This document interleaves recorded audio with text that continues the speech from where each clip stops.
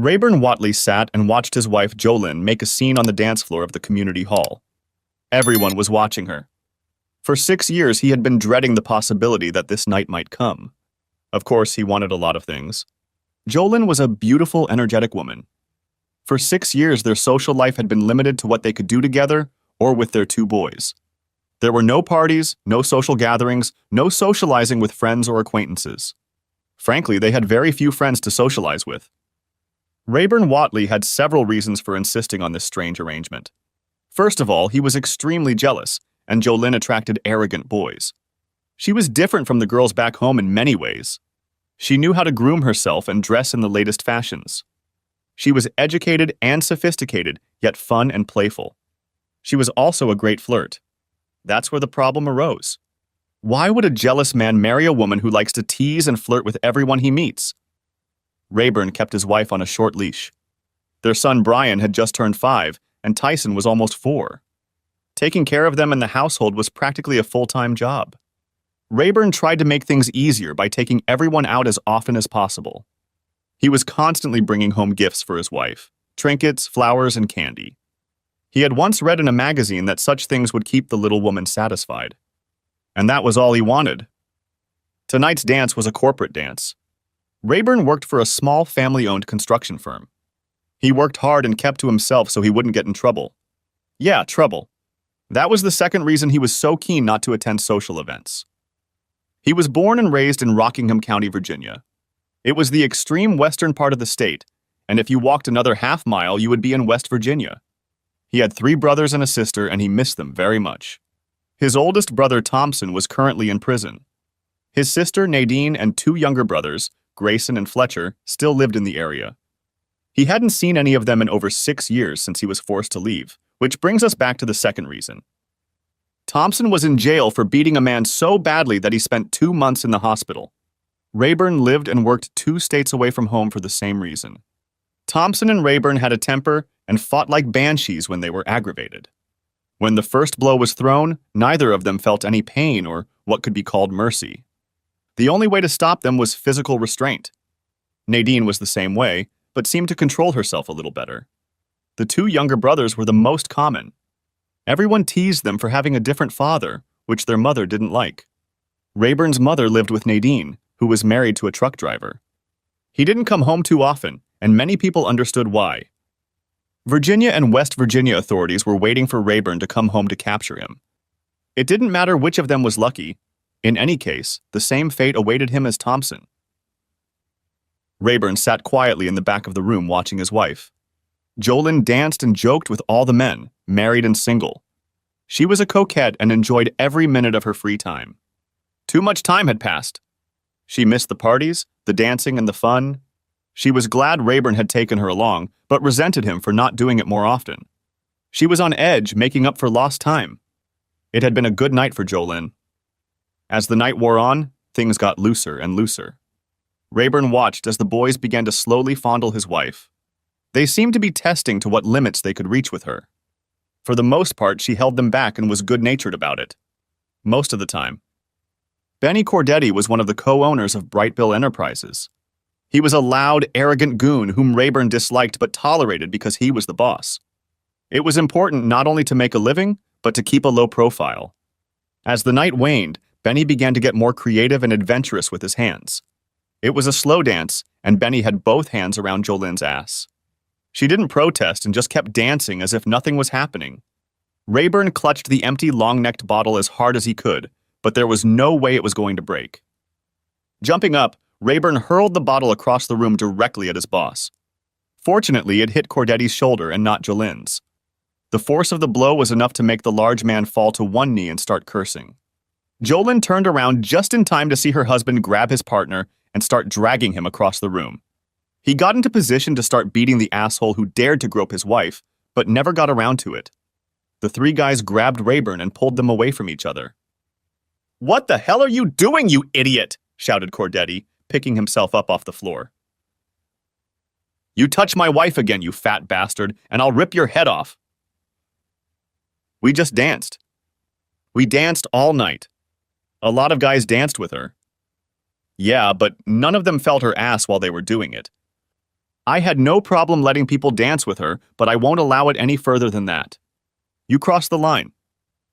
You're crazy, Rayburn. You're a psycho and a drunk. And to top it off, you're fired too. Come in tomorrow and get your last check. Kick that bum out! Jolene stood with her mouth open. She had never seen her husband in such a state. She had no idea what had caused all this. Up until now, she had envisioned him as a caring, loving husband. She'd noticed him getting a little upset when she flirted, but never anything like this, in 6 years. Rayburn looked at his wife for some encouragement, but saw none and was escorted out. 10 minutes later, he was home. He paid the babysitter and laid down on the couch. He wasn't drunk. He knew he was better, and he'd had enough to drink overnight. He sat in the dark living room. The only light came from the kitchen. He realized that someone had given his wife a ride home when he heard the car door slam. He didn't look to see who it was. Was it Benny? Thank you for making this night unforgettable. I've never been so humbled. Thank you so much, Rayburn. She tossed the pack on the chair and noticed her husband didn't say anything back to her. Did you hear me? Are you awake or are you so drunk you can't think straight? I'm fine, I see you made it home. No thanks to you. Rayburn didn't feel like arguing with her. He was sitting here because he didn't want to be in bed when she got home if she did. By the way, I gave you your job back. Come back tomorrow as usual. What the hell did you do? Did you sleep with him so he'd give me my job back? As soon as the words left his mouth, he regretted saying them, but it was too late. Hell no. I gave him a blowjob so he'd give you your job back. I had sex with him because I wanted to. Jolene was beyond furious as she slammed the bedroom door shut. Her words hurt him more than anything else in his entire life. He realized she was furious, but she had no idea what kind of demon she had let loose. Rayburn spent the night in his truck. After eating breakfast, Rayburn began waiting in the company parking lot for the payroll office to open. Waiting was bad because it gave him time to think.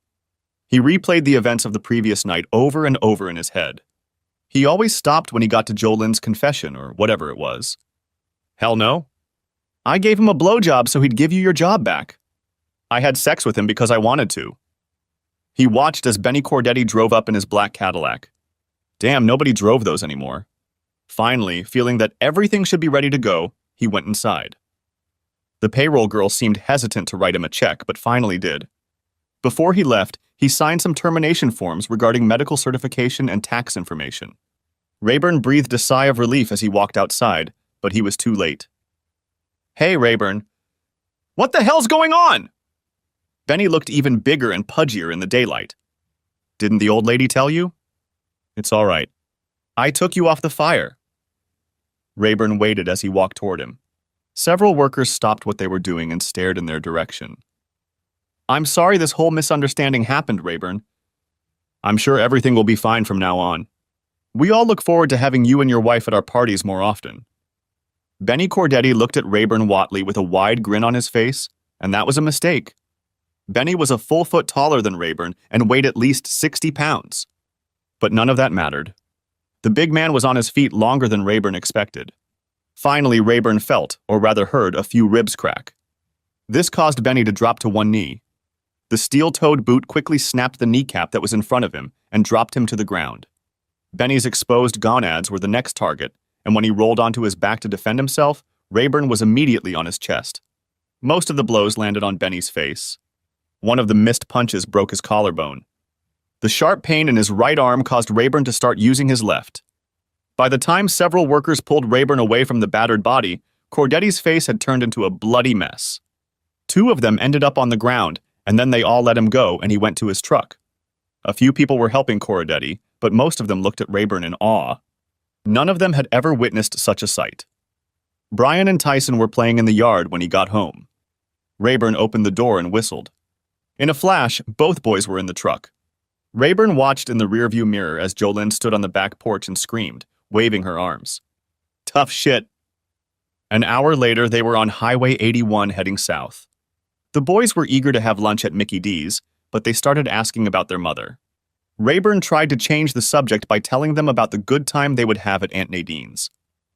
Rayburn stopped by Nadine, who immediately sent him to Fletcher. He had just gotten married and rented a house that was twice the size he needed to make his new bride happy. She had a 4-year-old son from a previous marriage, so everything worked out well. Fletcher and Grayson worked in Arlington. They usually left Monday morning and returned Friday night. It wasn't the best situation, but it was a good, steady job.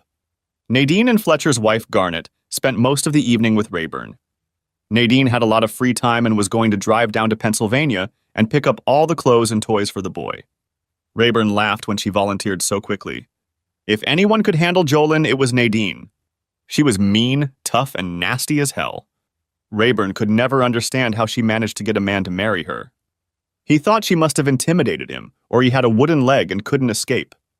She wasn't amused when he talked about it. Nadine insisted that Roger had married her because of her looks and pleasant character. Then she always laughed at her own joke. She left at first light and reached home by lunchtime. "Who the hell are you?" Jolyn still wasn't dressed. It was obvious she had been crying. "I hate to say it, but in this case it's true. I am your worst nightmare." "Oh shit. What now?" "I can't take it anymore." Nadine watched as Jolyn walked slowly into the living room and sank down on the couch. "I'm Nadine, Rayburn's older sister. I promise not to hurt you, but I won't put up with any nonsense either. Understood?" "No." "I don't understand. You are in my house and you are not my master. As long as you're in my house, I'll do and say whatever I want. I don't care if you like it or not." Suddenly, Nadine realized why Rayburn had married this woman. She looked like a Barbie doll, but she had balls. She couldn't understand how she and Rayburn hadn't beaten themselves to death over the past 6 years. If any woman talked to Rayburn like that, he'd punch her in the face, whether she was a woman or not. Apparently, Rayburn never gave this woman any slack. "Jolyn, do you have anything we could eat for lunch?" "I haven't had breakfast today." "Yes. Come into the kitchen. I can whip something up real quick. Would you like some coffee?" "I'd rather have a Coke if you have one." For several minutes, neither woman spoke. Nadine sat, Jolyn served, and then sat down. "Where the hell is my husband?" "Why do you care?" "He is my husband and he has my children." "Where are my children?" "With your husband. They are safe and having a good time." "Where the hell is it?" "This is my house. Stop playing cute word games with me." "They live in Rockingham County." "Why?" "Because if he had stayed, he probably would have killed you." "Why the hell does he want to kill me?" "Because you cheated on him. No Watley man would tolerate that." "Hell, I can't understand why you're here now." "Oh, shit. I realized I'd slept with him as soon as I said that. Stupid, stupid, stupid. Do you want to explain that?" "Do you want another Coke?" "No, but I'll have some coffee now." Jolyn poured 2 cups of coffee. Nadine brushes off the cream. "When I got home from the damn party, I told Rayburn that his boss was humbled and that he still had a job. When Rayburn made some smart-ass remark about me screwing his boss to keep his job, I hit the ceiling. I was furious. That he could even think such a thing was beyond me. I did the only thing that came to my mind. I gave him a smart-ass answer. That's what got me into trouble." "What the hell did you say?" "I said I gave his boss a blowjob to get his job back and that I slept with his boss because I wanted to." Nadine took a sip of hot coffee. "I'm surprised he didn't kill you right then and there. You must be a real blonde, because that was the stupidest thing a woman has ever said to Rayburn Watley. Really stupid." Jolyn didn't answer anything. What happened that got Rayburn fired in the first place? All night I acted like a student at a frat party. I could see that Rayburn was upset with me, but I was having so much fun that I didn't want to stop. I was doing one last dance with Rayburn's boss, Mr. Cordetti, when the situation finally got out of hand. Cordetti put both hands on my cheeks. I told him to remove them immediately or I'd kick him in the balls so hard he wouldn't be able to walk for a week. I didn't want to make a scene, but I was too late. Before we knew it, Rayburn had thrown a beer bottle at Cordetti and hit him in the shoulder. I think he was aiming for his head. That sounds like my brother. One thing led to another, and in a fit of rage, Cordetti fired Rayburn on the spot. Rayburn ran out before things subsided. I spoke to Mr. Cordetti for about 10 minutes, and he admitted that it was a bad move on his part, and that Rayburn was justified in what he did. He said he could keep his job and apologize to me. He also asked me to apologize to Rayburn for him. I didn't have that opportunity. So you never had sex with that Cordetti guy? Hell no. There's no way I'm thinking about cheating on Rayburn. Why did you say that? Because I was furious. He just accused me of being a slut. I wouldn't tolerate that kind of shit from anyone, including him. Before I knew it, my mouth was spewing all that shit and there was no way to take it back. The only person who slept with him that night was me. I did it for me. Me and my big mouth. Jolyn gathered up the empty cups. She seemed to be crying, or at least her eyes were watering. What are you going to do now? I don't. Do you have any suggestions? You seem to know a lot more about Rayburn than I do. Did you know he's wanted by the law in 2 states? What? No, I didn't know that. What the hell did he do? Damn, girl. That's a dumb question. What did he do to Benny Cordetti yesterday morning? Oh, God. No. Cordetti won't be out of the hospital for at least 3 weeks. This is the Rayburn we all love and adore. For a few minutes, both women sat in silence. He can't come back here, can he? No. He can't stay there either? That's right. What the hell are we supposed to do? What do you mean, we? You're not among Rayburn's favorites right now. Oh, shit. He doesn't know the truth. There's no way he knows what really happened. Shit, I'm in trouble again. Look, Jolyn, it was very interesting to meet you. I enjoyed the lunch and conversation, but now I need to get the baby's things and hit the road. Can I come with you? Hell no. Are you trying to get me killed? May I have your phone number? I can handle it, but don't expect me to take sides. Rayburn is my brother. Blood comes first. We have money in the bank that we've been saving to buy a house. Rayburn needs money? I can get it for him. He's fine. He's with his family. He doesn't need anything. Hold on to that money. You might need it. 2 hours later, Nadine was on the road, heading south. She had to be home in time for dinner. In the evening, there was a big family gathering. Nadine told Rayburn what Jolyn had told her, but he didn't believe it. Until she proved otherwise, he would assume that what she had said first, in the heat of anger, was true. The story she'd told Nadine was a far-fetched cover-up. The main problem was what he should do next. He couldn't stay where he was, and he couldn't go back to Pennsylvania. Fletcher had a friend who owned a company that built yuppie log cabins in Winchester, Tennessee. A quick phone call and one problem was solved. Garnet was going to keep Brian and Tyson at his place until Rayburn found a place to live. Garnet was making great grits. Nadine was going to bring them over, help Rayburn set up the house, and find some babysitting for the boys while Rayburn worked. Rayburn wasn't going to leave until Monday morning, so he had a whole weekend to spend with his family. Although Rayburn tried his best to get home without anyone finding out, he failed. Someone recognized him, and it didn't take long for it to be known. It never reached the ears of the law, but it did interest several people. Rayburn Whatley was a local legend. Anyone who wanted to be a badass could make a quick reputation for themselves if they overpowered Rayburn. It was like westerns about young gunslingers challenging the more experienced ones, only this time there were no 6-shooter pistols. Besides, Jolyn Whatley had spent all day driving to find her husband and deal with him. The longer she drove, the angrier she got. By the time she reached Rockingham County, she was furious. The Whatley family set up in the house with plenty of cold beer and 2 grills with ribs and hamburgers. The plan was to remain inconspicuous and enjoy the weekend. All was well until the first phone call.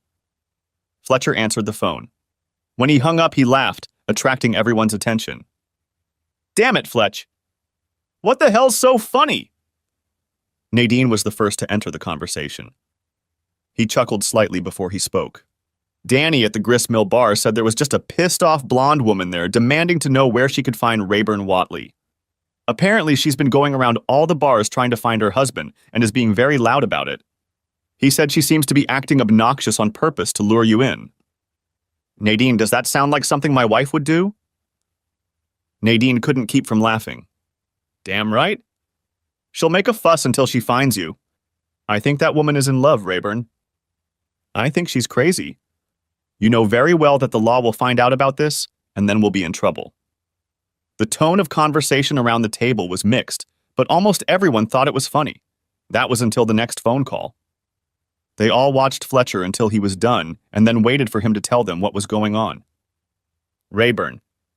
Remember a guy named R.B. Griffith from Page County? Yeah. A tough guy who lived east of Luray. My good brother, he is looking for you too, and it looks as if your wife and R.B. Griffith will be in the same place at the same time tonight. For a moment there was silence in the room. Finally, Rayburn stood up and rested his long neck on the table. You all must excuse me for a few minutes while I go in search of my loving wife. Fletcher and Grayson didn't want to miss anything that was about to happen, but Rayburn gestured for them to sit down. He indicated, however, that he wanted Nadine with him. He saw Jolene's car in front of Wet Willie's. He parked in the back, and he and Nadine walked through the side door. It was a Saturday night at a country honky-tonk, but you could hear a pin drop if you didn't count two people chatting in the middle of the dance floor. Jolene was standing nose to nose with R.B. Griffith. Of course, he had to bend over a bit to get his position even. R.G. Griffith was large and fat. Being overweight could be an advantage or a disadvantage, depending on how one looked at it. Rayburn and Nadine slowly stepped closer. Everyone froze in place, waiting to see what was about to happen. If you lay a finger on my husband, you miserable piece of shit, I'll rip your balls off and feed them to my dog.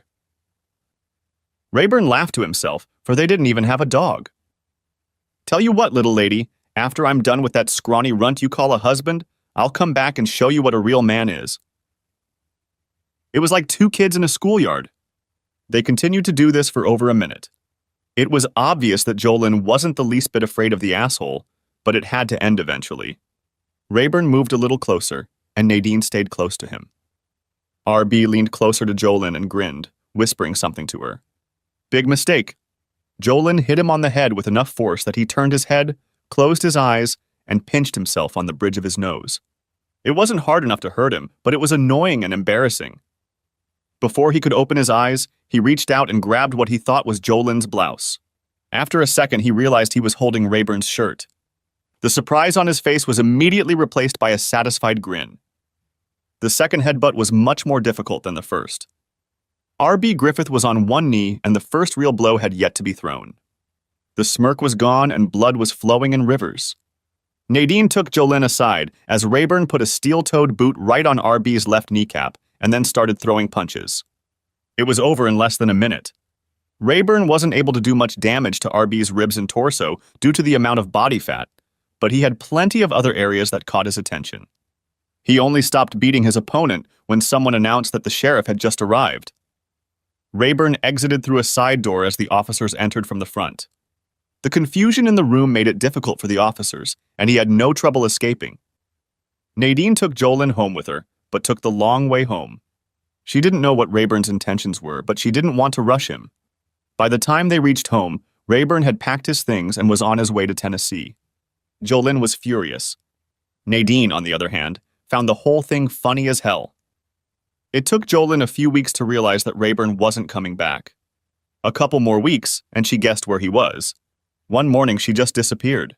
Nadine called Rayburn to let him know she was on her way and in a bad mood. Jolene left the boys with Fletcher and Garnet when she left. Rayburn and Grayson tried to keep a low profile while they lived in Winchester. They hadn't become hermits or anything, but they had slowed down a bit. Nadine showed up a couple days after the call. No one knew anything about Jolene. While Rayburn and Grayson were working, Nadine visited all the local clubs and honky-tonks to see if Jolene had shown up there. It had been several weeks since she had left. I found her. Nadine looked quite pleased with herself. Would you care to initiate us into this? Rayburn looked more excited than pleased. She lives in a trailer park near Belvedere with a biker named Osman. They seem to be very attached to each other. She's very open about looking for you. She goes a lot of places, but their favorite place is a bar called the Monkey Barn. Osman works as a trainer at a gym in downtown Winchester. He considers himself a badass and a biker, even though he's not affiliated with it. That's good to hear, but what am I supposed to do now? Brother, you're going to have to talk to her someday. And you better do it now. Grayson placed 3 long necks on the table. Rayburn, Grayson, and Nadine sat off to the side. The monkey barn wasn't that big, but it was crowded. They didn't try to hide, and it worked for them.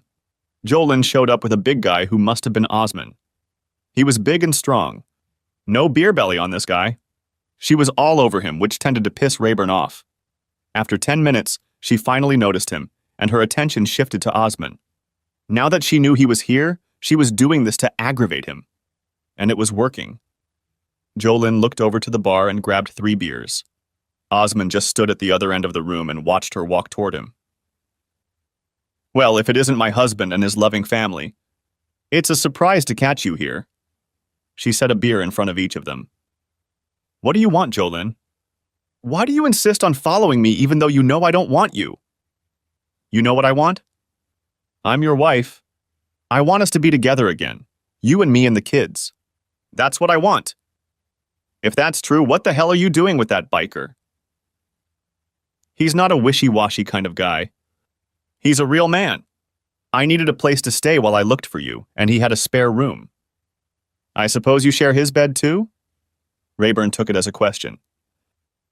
"It's none of your dog's business. If you were fulfilling your duties as a husband, it wouldn't be necessary." For a few seconds, no one said anything. "How are my children, Nadine? Is Garnet still taking care of them for me?" But there was still no response. Finally, she got angry and went back to her new friend.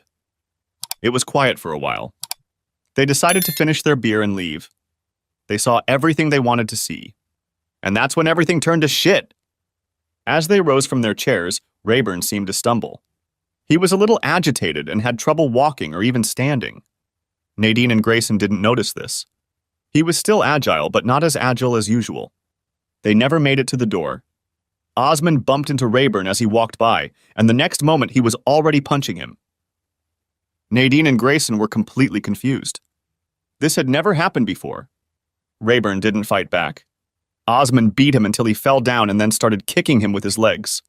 Finally, Nadine got into the fight to protect her brother. Nadine looked over and saw a smiling Jolin. Jolin was actually laughing as she and Osmani jumped out the door. Grayson insisted that the hospital perform a full toxicology analysis on his brother. There was no doubt that he had been drugged, and the police were immediately notified. The injuries turned out to be quite serious, and Rayburn spent 5 days in hospital. The police never found Osman or Jolin. Rayburn and Nadine returned to West Virginia so he could recover. For some reason, local law enforcement on both sides of the state line didn't bother him. Exercise was never a part of Rayburn's life. His zero-fat physique and muscular figure were natural, complemented by hard work. Now things had changed. Nadine quickly realized that therapy and exercise were essential to Rayburn's recovery and made sure he was getting both. Fortunately, there were no serious problems. Within a few months, he was back to normal or even better. He was ready to go back to Winchester when they got the call. "Grayson, what's going on, bro?" "A little news I thought you might be interested in. It seems that Osman and your wife left for Sturgis this morning. They are traveling on his motorcycle, so I imagine it will take about 3 days." "They were there in Winchester?" "No! After the trouble at the monkey barn, they moved to Chattanooga. That's why we couldn't find them. He was bragging to some old friends in town, and that's how I found out about their trip." "What the hell was he bragging about?" "The beating? He claims he's the only one who could take Rayburn Watley." "Well, that sucks. It gets even worse. He also claims to have kidnapped your wife." That's when Nadine stepped in. "I'll have the truck packed and ready in an hour. Rayburn, drop the boys off at Garnet's and be back here in 10 minutes, no more. We've got a long trip ahead of us." It took them exactly 24 hours to cover the 1,600 miles. Nadine managed to get a room in Deadwood. It was close enough for what they needed to do. It was simply impossible to compete with a crowd of 500,000 people. They spent most of the first day sleeping and recuperating. They had no idea where to begin their search or how to conduct it. Since most of the city was closed off to all traffic except motorcycles, they had to walk almost everywhere. Nadine thought it was funny, but it made Rayburn angry. They had spent 10 hours searching the first day, but had gotten nowhere. The second day did not start any better. They decided to split up and keep in touch by cell phones. It was about 4 o'clock in the afternoon when he found Osman. He and Jolin were partying in noisy company in the middle of a crowded beer hall. He called Nadine and let her know where he was. Rayburn watched his wife and her new man for about 10 minutes and then slowly made his way through the crowd. If he tried to start something inside, he would be quickly stopped. He had to take it outside, where he would have a chance. He was already 10 feet from their table when Jolin saw him. "Oh, shit!" All of their table mates turned around to look when she shrieked. Rayburn wasn't that big and not that unpleasant looking, but he had everyone's attention. Osmond toppled over his chair trying to get up. He began to squeeze through the crowd, trying to get to the door. He had at least 30 feet to go. Jolin crouched down and tried to become invisible. It didn't work. Rayburn followed, but he was in no hurry. Osmond threw one last glance over his shoulder and sprinted out the door. He hadn't heard the siren or the squeal of the ambulance's brakes when it hit him. Ambulances and fire trucks were the only exceptions to the rules of the road. Nadine arrived just in time to see him get hit. By now there was a commotion, and Jolin didn't immediately find herself kneeling next to her escort. The medics immediately attended to the problem, but she was still looking around the crowd for Rayburn. Then she noticed Nadine beside her. She had to make a choice, and she slipped through the crowd in confusion. Nadine followed her as she disappeared into the RV and bus parking lot. Osmond was struck square by an ambulance, resulting in 2 broken legs. Rayburn watched calmly as the ambulance crew loaded Osmond into the back of the ambulance with another patient. He was amazed that they could fit 2 stretchers in there at once. It had been a long drive here, and he hadn't even had time to fire a single shot. 10 minutes later, Nadine returned. "You lost her?" "No!" "Are you going to tell me what's going on?" "Not until I have a cold beer." As they entered the beer tent, she giggled. Nadine didn't like to giggle, so it seemed a little odd. "Your wife was thrashing around the parking lot trying to find someone to let her into one of the cars." Most of them were empty. Finally, she found a couple guys who apparently agreed to let her hide in their bus. I waved to one of them and he approached with a smirk on his face. It wasn't what he was expecting, however. My Spanish sucked, but I ended up giving him $800 if he would agree to take Jolin with him when they left. Nadine finished half of the long neck in one gulp. "Where were they headed?" "I don't know." "Didn't ask. But the emblem on the bus said Diablos de Juarez." We both laughed at that. "By the way, you owe me $800. When we returned, a big red Freightliner was parked outside the motel. Nadine had kept Roger informed of our whereabouts, but she hadn't expected him to show up. I left Nadine and Roger to use the room and found the Deadwood Legends Steakhouse myself.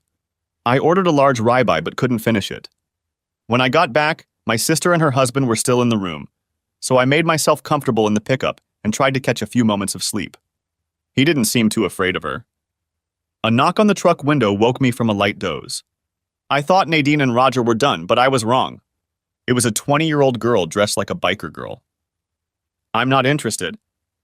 "Go to the truck stop a quarter mile down the road." "I'm not a prostitute, damn it." "I just want to ask you a question." I think I pissed her off. "What?" "I see you have Virginia plates on your truck. Are you going back there?" "Yes." "I need a ride to Harrisonburg." I groaned and moaned a little and then climbed out of the truck. I gestured toward the motel dining room and started walking. She picked up her backpack and followed me. "Would you like some coffee?" I got a nod, but no more than that. As the waitress started to approach the table, she leaned over and whispered, "Can I have a burger too?" I added a large plate of fries to my order and then introduced myself. "My name is Rayburn." "What's yours?" "Wanda. Wanda Stiles." "How did you get here, Wanda?" "One of the guys I worked with convinced me that we'd have a great time here at the rally." "He might have a great time, but I don't. 2 days on the back of a Goldwing might sound like fun to someone, but not to me. He hasn't even gotten a motel room. I refuse to spend another night in a camping tent." "That's it?" "No!" That son of a bitch offered to share me with his new biker buddies. That's when I decided I needed to get out of here. Wanda ate the burger as if she hadn't eaten in days. She also did pretty well with the fries. She wasn't thin and she wasn't fat. Rather, she resembled a fattened corn farmer. About that time, Nadine and Roger walked in. I introduced them. Oh shit! I'm sorry, said Wanda. I thought you were traveling alone. He'll be right back. Nadine waved a hand at the waitress. Rayburn, I'm going to go with Roger if that's okay with you. In fact, I'm going to go with him if that's okay with you. She found that amusing. Roger only smiled. Here ends another chapter in Rayburn Watley's life. Nadine and Roger did not return to West Virginia until 3 weeks later. Osmond spent 4 weeks in a hospital in Rapid City. While he was there, his Harley disappeared. No one heard from Jolene again. During the trip home, the relationship between Wanda and Rayburn improved, and as they drove through Indiana, there was a sudden jump, and Wanda recognized his last name. Rayburn Watley was and still is a name to be reckoned with in Virginia. Greta teaches Wanda how to make grits.